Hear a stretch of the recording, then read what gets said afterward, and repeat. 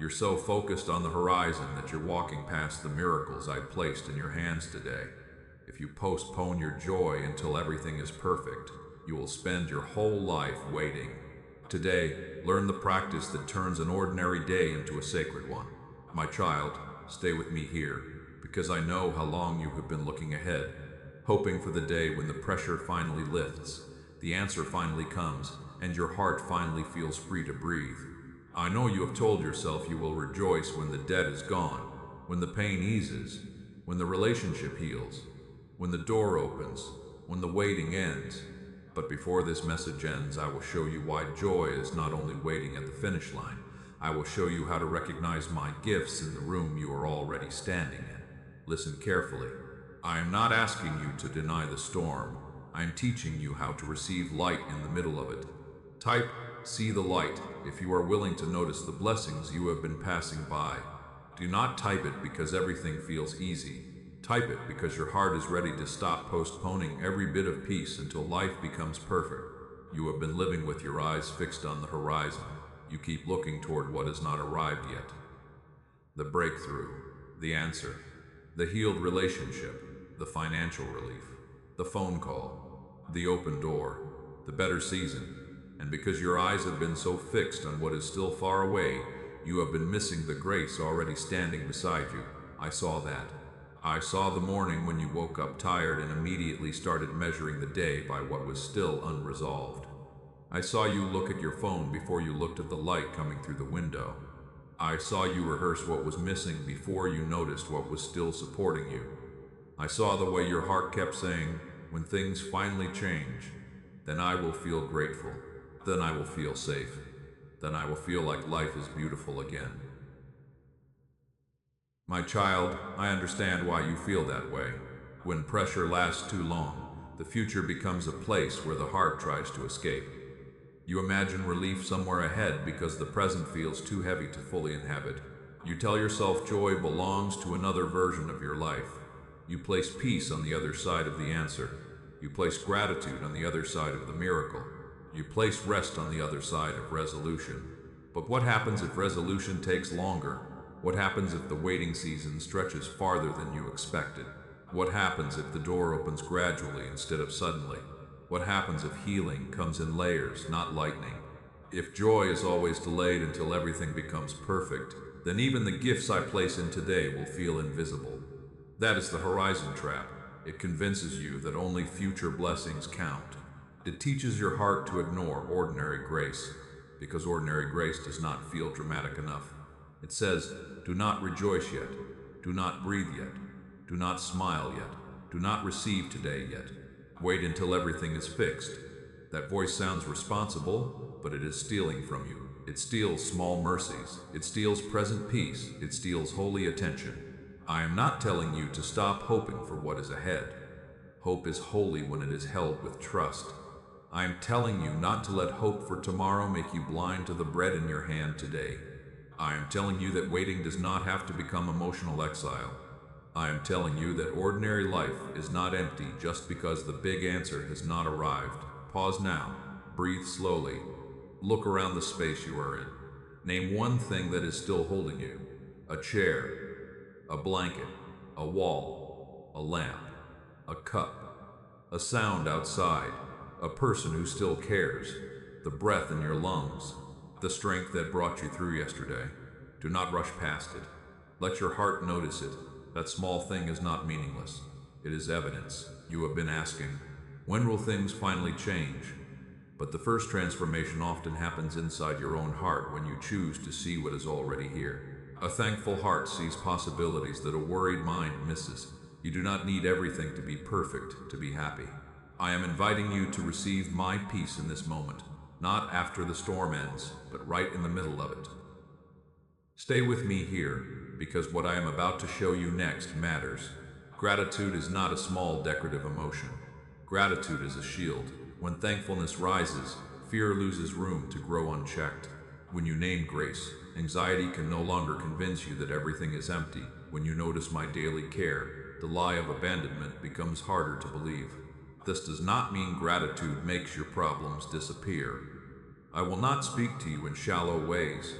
I know some of you are carrying real pain. Some of you are facing bills that still need answers.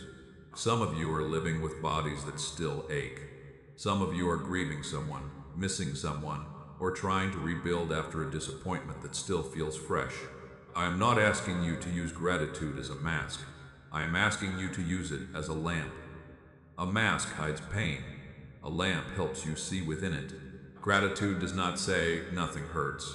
Gratitude says God is still here. Gratitude does not deny the storm. It notices the shelter. Gratitude does not pretend the road is easy. It recognizes the hand still holding yours. Gratitude does not cancel honest tears. It gives the tearful heart something true to hold.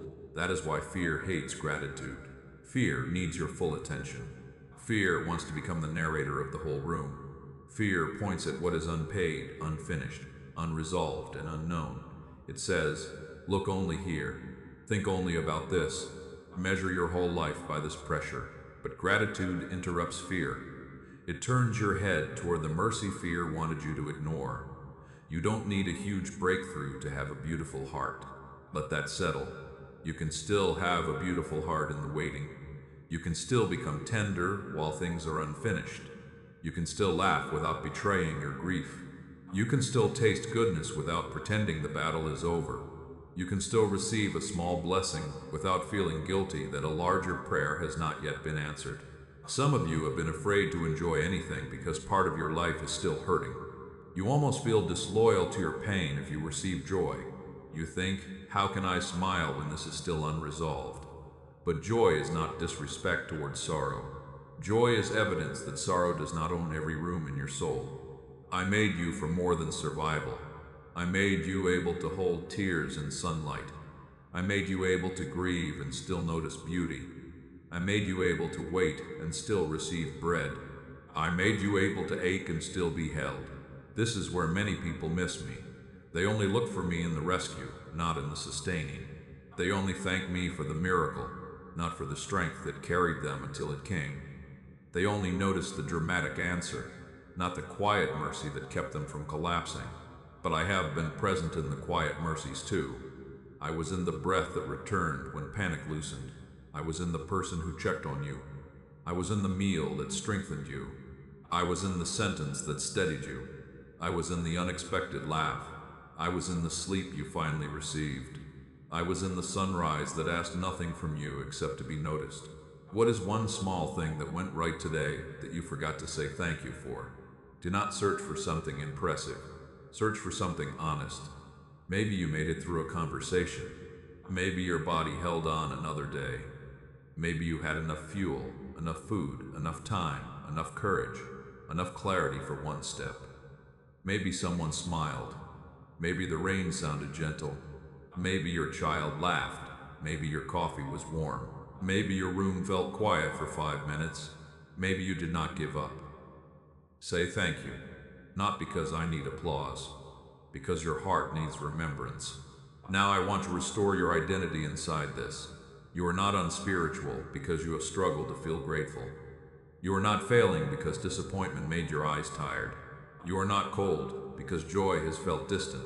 You are not rejected because you are still learning to notice me in the ordinary. You are my child. You are being gently retrained. You are not being scolded into gratitude. You are being invited into life. I am not standing over you saying, you should be more thankful. I am kneeling beside your weary heart saying, look, beloved, there is still light here. There is still bread here. There is still breath here. There is still my presence here. I know how long you have been strong. I know how many days you have carried tension in your body. I know how many times you have tried to stay positive while secretly feeling numb. I know how many times you have said I'm okay, while your heart was quietly asking for relief. I am not asking for performance. I am offering renewal. Gratitude is not a test you pass. It is a doorway you enter.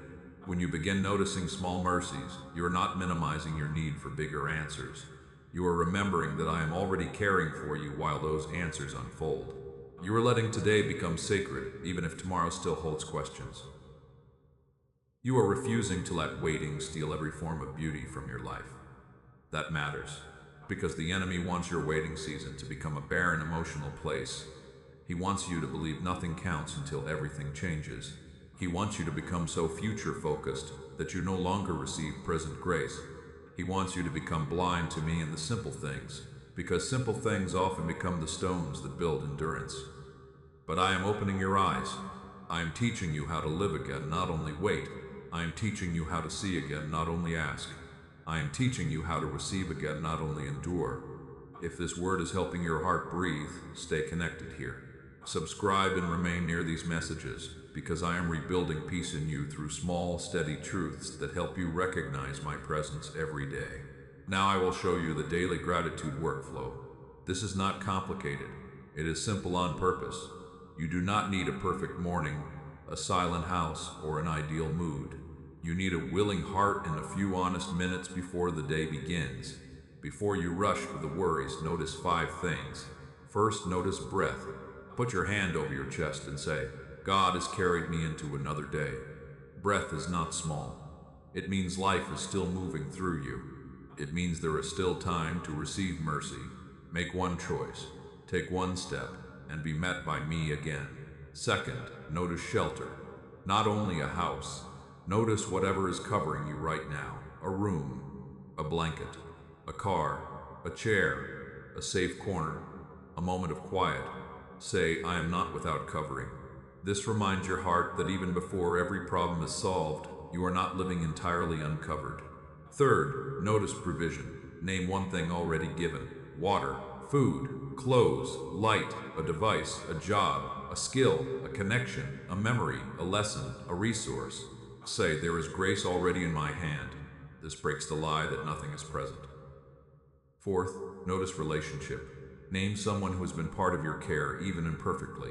A friend, a family member, a co-worker, a neighbor, a child, a teacher, a pastor, a stranger who was kind.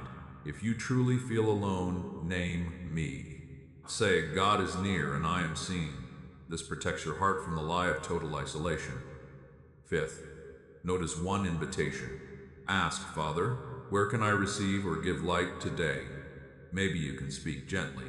Step outside, drink water slowly, send encouragement, rest without guilt.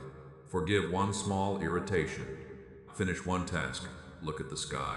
Let this invitation turn gratitude into movement. Breath, shelter, provision, relationship, invitation. These 5 notices can change the emotional direction of your day, not because they remove every burden, but because they place truth at the beginning. Many of you have been letting fear speak first every morning. Before your feet touch the floor, fear starts listing threats. Before your heart has remembered me, pressure begins assigning tasks.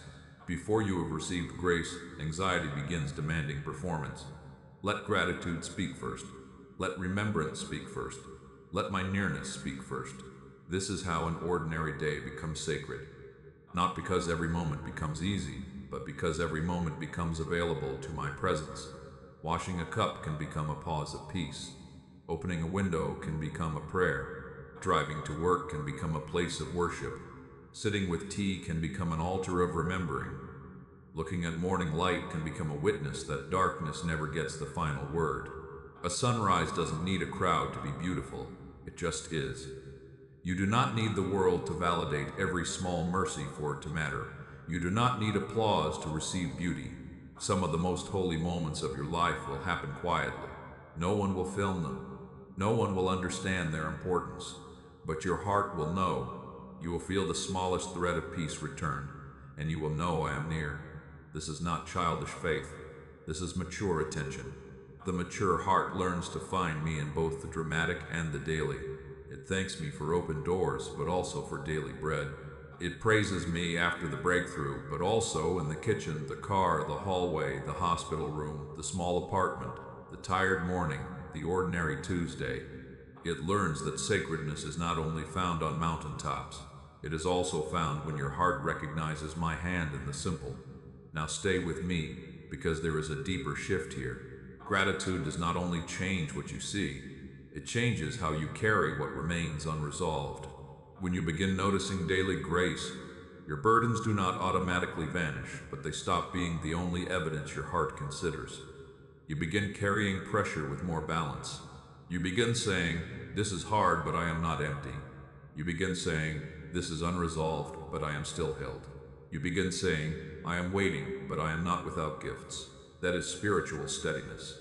Some of you need this because waiting has made your world emotionally small. The unanswered prayer became the center of every thought. The unresolved situation became the lens for every day. The thing you still need became so loud that every other mercy felt muted. I am not angry at you for that. Pain narrows attention. But now I am widening your sight. I am showing you life again. You are allowed to notice the bird outside your window while still praying for healing.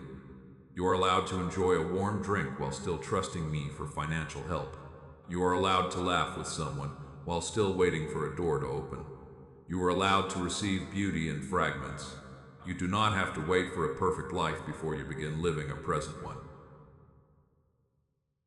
The storm does not own all of you.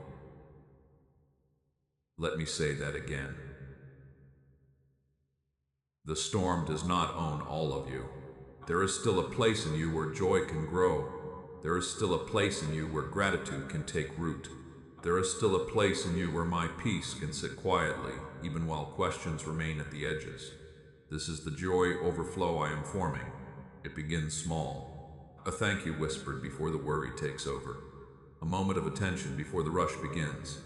A gentle choice to see one gift, then another, then another. Over time, the heart learns a new rhythm. It stops scanning only for danger. It starts scanning for grace, and grace has been there. More than you noticed, more than fear admitted, more than exhaustion could see. I want you to carry a small practice into tonight.